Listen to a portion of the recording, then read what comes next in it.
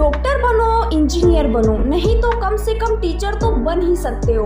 इन सब के अलावा एक वर्ड जो सुनाई देता है यहाँ पर वो है सीए बनना। और ये वर्ड सुनते ही काफ़ी ज़्यादा प्रेशर बनता है कि सीए क्या है और इसके लिए क्या करना होता है और बहुत सारे सवाल हैं। तो आज इस वीडियो में सीए यानी चार्टेड अकाउंटेंट बनना चाहते हो लेकिन आपको पता नहीं है इसकी प्रोसेस किस तरीके की पढ़ाई करनी होती है और कौन कौन सी एंट्रेंस एग्जाम को पास करना होता है, तो ये सारी जानकारी आपको मिलेगी। तो बात ऐसी है कि इंडिया में सीए बनना इतना आसान नहीं है जितना लगता है, लेकिन अगर आप मन लगा करके पढ़ाई करेंगे तो आपको बेहतर चार्टेड अकाउंटेंट बनने से कोई नहीं रोक सकता, क्योंकि जिंदगी में कुछ भी मुश्किल नहीं है। तो आइए सबसे पहले जान लेते हैं आखिर सीए क्या है और इसमें क्या काम करना होता है, और इसके बाद स्टेप बाय स्टेप हम जानेंगे कि चार्टेड अकाउंटेंट कैसे बनते हैं। तो आइए जानते हैं सीए का फुल फॉर्म क्या होता है। चार्टेड अकाउंटेंट जिसमें आपको हिसाब किताब के बारे में सिखाया जाता है और लोगों को फाइनेंशियली गाइड करना, एडवाइस देना, बिजनेस, अकाउंटेंट, टैक्स इत्यादि के बारे में पढ़ाया जाता है, जिससे कि आप बैंकिंग, टैक्स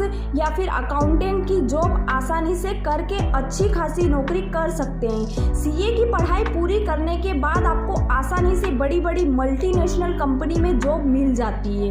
एक प्रोफेशनली चार्टेड अकाउंटेंट बनने के लिए आपको कई सारे एग्जाम पास करने होते हैं, तभी आप एक सीए बन सकते हैं। तो आइए अब हम जान लेते हैं सीए कैसे बनते हैं। चार्टेड अकाउंटेंट का एग्ज़ाम आप किसी भी स्ट्रीम से दे सकते हैं, चाहे आप आर्ट्स के स्टूडेंट हैं या कॉमर्स के स्टूडेंट हैं या फिर साइंस के स्टूडेंट हैं, आप एग्ज़ाम दे सकते हैं। लेकिन मैं आपको यहाँ पर कहूँगी कि अगर आपको सीए बनना है तो आपको 10th पास करने के बाद कॉमर्स सब्जेक्ट ही लेना, क्योंकि आपको सीए बनने में काफ़ी ज़्यादा फायदा होगा। अब हम बात करेंगे सीए बनने के लिए योग्यता क्या होनी चाहिए। सीए सीपीटी एंट्रेंस एग्ज़ाम के लिए आप 10th पास करने के बाद अप्लाई कर सकते हैं, लेकिन एग्जाम को आपको 12th पास करने के बाद देना होगा। अब हम जानेंगे कि सीए कैसे बना जाए।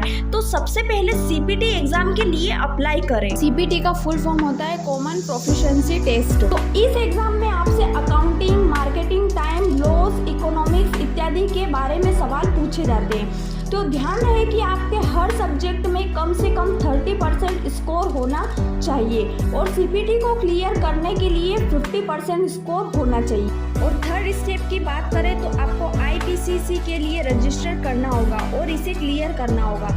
आईपीसीसी का फुल फॉर्म होता है इंटीग्रेटेड प्रोफेशनल कॉम्पिटेंसी कोर्स। ये आप सीपीटी एग्जाम क्लियर करने के बाद दे सकते हैं। सीए यानी चार्टेड अकाउंटेंट बनने के लिए ये दूसरा चरण है। जैसे ही आप आईपीसीसी क्लियर कर लेते हैं तो इसके बाद आपको 3 साल की प्रैक्टिकल ट्रेनिंग के लिए अप्लाई करना होगा, जिसे हम इंटर्नशिप भी कहते हैं। तो आइए अब हम जान लेते हैं कि एक सीए यानी चार्टेड अकाउंटेंट बनने के बाद उनकी सैलरी कितनी होती है। एक चार्टेड अकाउंटेंट की सैलरी 3 लाख रुपए के लगभग होती है। तो आई होप आपको ये वीडियो समझ में आ गई होगी, तो मेरे चैनल को सब्सक्राइब करें। Thank you so much.